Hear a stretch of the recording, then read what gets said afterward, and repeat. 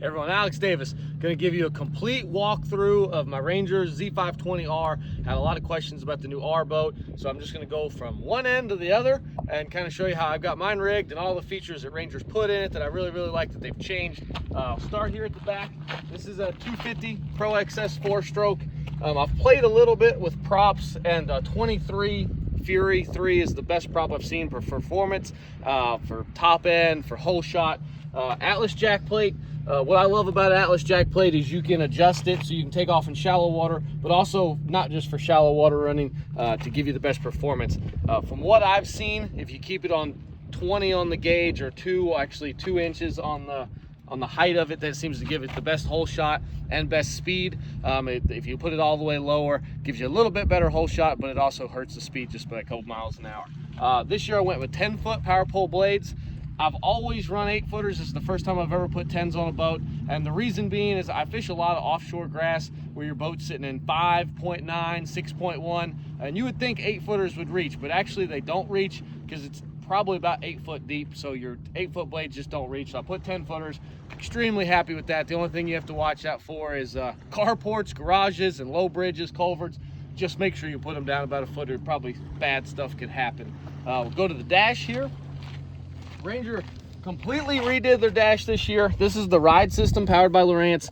It has everything. This is the home screen, miles per hour, RPMs, jack plate, your trims on there, first fish mode. That's pretty cool. First one you catch of the day, you just hit right there, and it fills the live wells up for you. You don't have to fool around with things, so that's a nice feature. Controls. This is where you turn your live wells on, oxygenator, the fans in the boat. That's where you put your fans on, bilge pumps. You can add accessories, whatever kind of accessories you want to add, LEDs, whatever you want to add, you just put, it'll be on this screen. If you're the guy who wants to listen to music, I don't listen to music while I'm fishing, not my thing. But if you want to put a stereo system in the boat, you can USB, you can have Pandora, put your iPad in there, whatever you want. This thing is actually equipped, to me, that's awesome. The one question I did have with Ranger, what if this ever happens? What if something goes wrong? Stuff goes wrong, that's just technology. And what they've done is they've put actual buttons. So for legally, you have to have a horn and you have to have nav lights. So they've put buttons for your horn, your nav lights, your live well, and your bilge. So the things that you must have as a fisherman, and for legalities, they've put buttons too. And there's also a key up underneath here. They've come with a key fob. I lose things, so I've zip tied my key fob underneath the dash just so I don't lose it. But it also comes with a key just in case something ever happens there. You can still start the boat. For graphs, I run all Humminbirds. I've run Humminbirds my whole career. I've got 2 Helix 12s at the dash. This one on the left is for mapping and true sonar. The one on the right is just for side scan, down scan. That way I never change screens. I never have to toggle between screens. I just leave these 2 units. They're always on. They're on the same screen.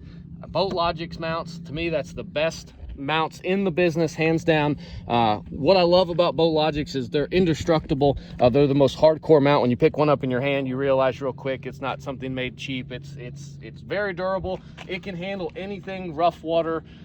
We fish some of the biggest, roughest water I've ever been in. That handles it. And the cool thing, they have micro adjustments. So right here you can see you can actually change it however you want to give the perfect angle. A lot of guys are just different. Their height may be different. I can see up over my graphs, but I need it for the sun. So BoatLogix makes the best mounts for that. Coming up on the front, I have a Minn Kota Ultrex. I've got it with a 360 Hydrowave. This right here, to me, the 360 is the best thing that an angler can have. It's your eyes underneath the water.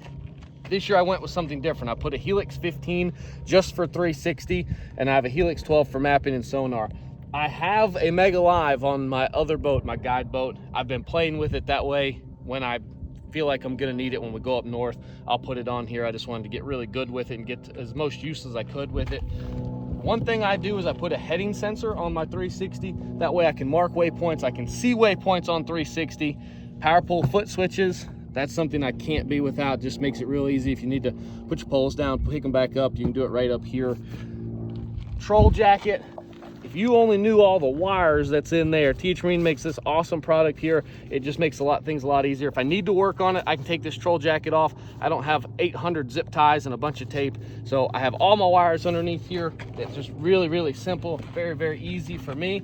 Like I said, Hydrowave, I mounted it up underneath here. You really can't see it. Just keeps it out of the way so I can put more space.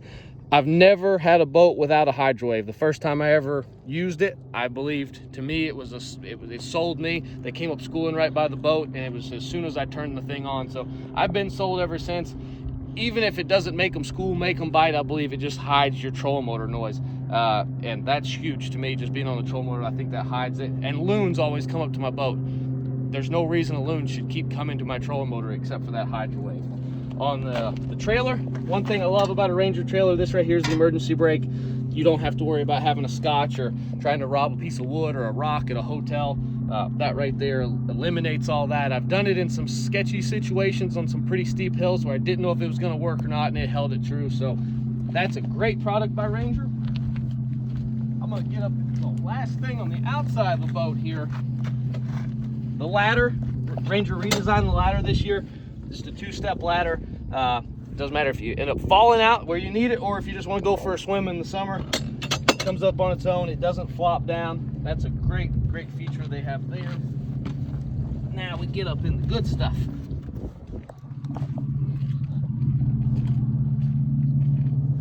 In the back of the boat, I got all my batteries. I run 3 31 AGMs for my trolling motor. I got a 31 AGM for my crank, and I run 4 units, my 360, and I'll use my Mega Livewell off this one battery. The reason I'm able to do that is this right here. This is power pole charge system. So when your boat's running, your engine's running, has an app, you can actually put it to charge your trolling or charge your cranking battery. I choose to charge my cranking battery while running. That just gives me the juice all day. I'm not one that's hard on the trolling motor batteries. I don't keep it on 10. I usually go slow most of the day, so I'm more of a thorough fisherman, so I'd rather have it charge my cranking batteries. One thing that Ranger did, they put the light back here. It's one thing I've always said, why would the light be in the front? So Ranger put it back here. Just makes it really simple. When you put it in the morning, when you go to store it, it's right there. Spare prop, that's where I keep my spare prop. I put the electrical tape on it just so it doesn't cut any wires. If that's not there, this right here flips up. You can take that off. You can get to all your pumps now really easy. That's my Livewell pumps, my bilge pumps. So if anything happens, I can get to them really quick, really easy.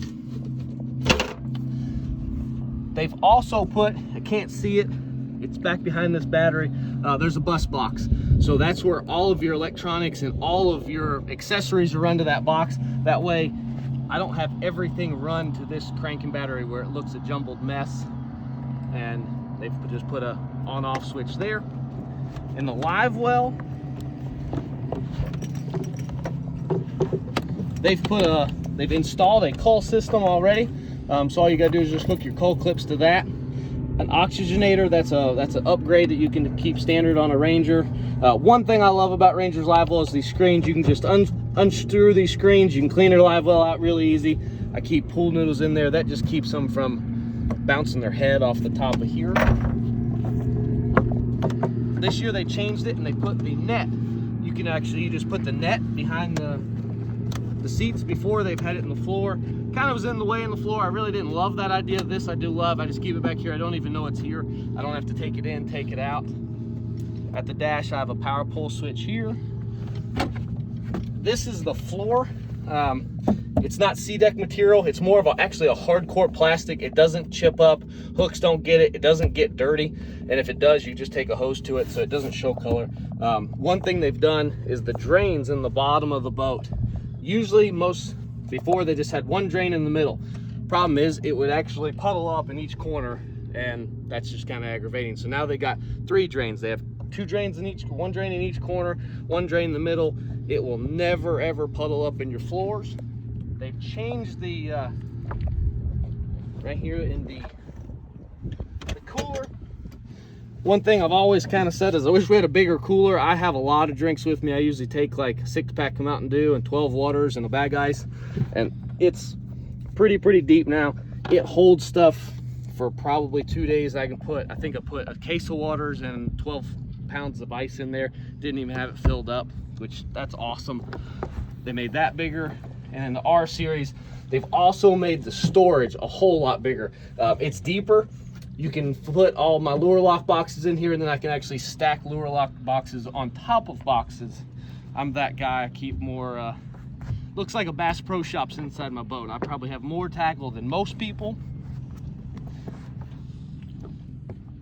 And the lids on the side, they've just put Ranger R. They put the foam material down the bottom.